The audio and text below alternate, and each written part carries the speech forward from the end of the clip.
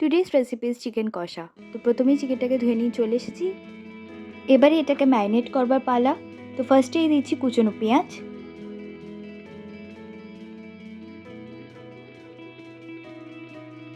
এবার দেব স্ক্র্যাপারে ঘষে রেখেছিলাম আদাটা দিয়ে দিলাম।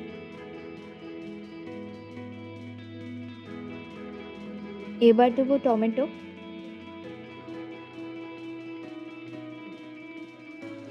আর এবার দেব এগেইন স্ক্র্যাপারে ঘষে রেখেছিলাম ওই রসুনটা দিয়ে দেবো। এবারে দিয়ে দিলাম নুন, হলুদ,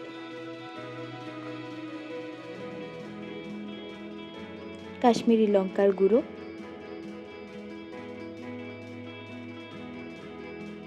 একটু বেশিই দিলাম। তারপরে দিচ্ছি ভাজা মশলা। এটা হচ্ছে গোটা ধনে আর গোটা জিরে এবং শুকনো লঙ্কা শুকনো খোলায় ভেজে নেবেন। তারপর ঠান্ডা করে এটা মিক্সার গ্রাইন্ডারে ভালো করে ব্লেন্ড করে নেবেন।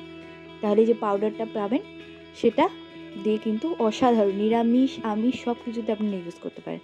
আর এবারে এটা দিলাম, একটু ধনের গুঁড়ো অ্যাড করে দিলাম। আচ্ছা, এবার দিচ্ছি দই। এবার টক দইটা দিয়ে ভালো করে ম্যারিনেট করে নিতে হবে। মাংসের সাথে মশলাটা যত ভালো করে মাখানো হবে, মাংসের রান্নার স্বাদটাও কিন্তু তত আরও বেশি বাড়বে। তো এইভাবে আমি মাংসটাকে ভালো করে মাখিয়ে নিচ্ছি। অসাধারণ একটা স্বাদ হয়েছিল রান্না, একদম ইউনিক একটা রান্না হয়েছিল, প্রথমবার আমি ট্রাই করলাম। আচ্ছা, এবার দিলাম হচ্ছে কাঁচা লঙ্কা বাটা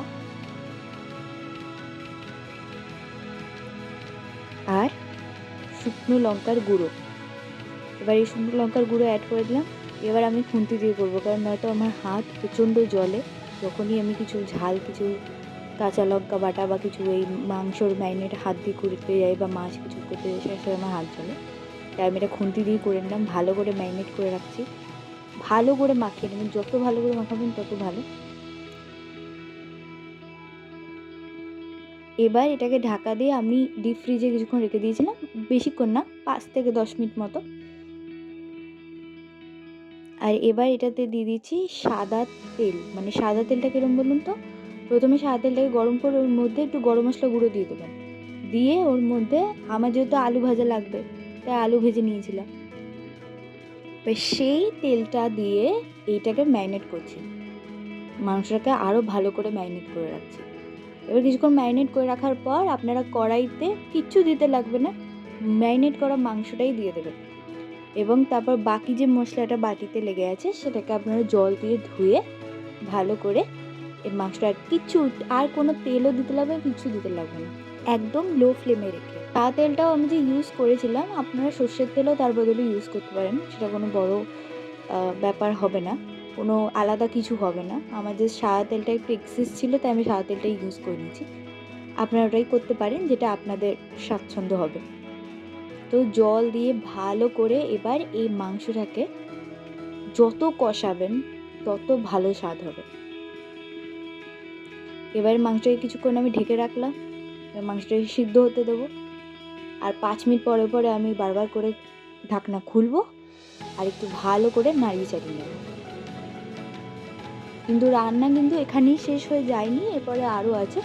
তো আমার সাথে রান্না শেষ অবধি পৌঁছাতে গেলে শেষ অবধি দেখতে হবে। তো দেখছেন এখানে মাংসটা অনেকটা সিদ্ধ হয়ে এসেছে।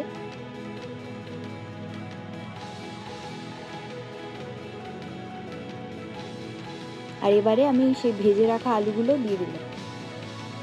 মানে আলুগুলোকেও সিদ্ধ হতে লাগবে। আমি বেশি কড়া করে ভাজি না কখনোই, আলু বলুন মাছ বলুন, কখনোই আমি এগুলো বেশি কড়া করে ভাজা পছন্দও করি না। এবার হালকা করে ভেজে রেখেছিলাম। এবার সেটাকে আমি মাংসের সাথে একসাথে মিক্স করে দিচ্ছি, যাতে একেবারে দুটো জিনিসই সিদ্ধ হয়ে যায় ভালো করে। মাংসটাও মোটামুটি সিদ্ধ হয়ে এসেছে। এবার এটাকে আমরা ভালো করে কষিয়ে নিচ্ছি। মাংসটা কিন্তু অসাধারণ খেতে হয়েছিল। আমি তো বলবো প্লিজ ট্রাই করে দেখুন। আমিও প্রথমবার ট্রাই করেছি, আপনারাও ট্রাই করে দেখুন। দেখুন মাংসটা অনেকটা সিদ্ধ হয়ে এসেছে এখন, এটা অনেকক্ষণ পরের ব্যাপার। তাও আমি ফাস্ট ফরওয়ার্ড করে দিয়েছি। মাংসটা সিদ্ধ হয়ে এসেছে। আর আলুটা সিদ্ধ হয়েছে কিনা সেটা কাঁটা চামচ দিয়ে আমি সবসময় দেখে নিই, এবারও দেখে নিলাম।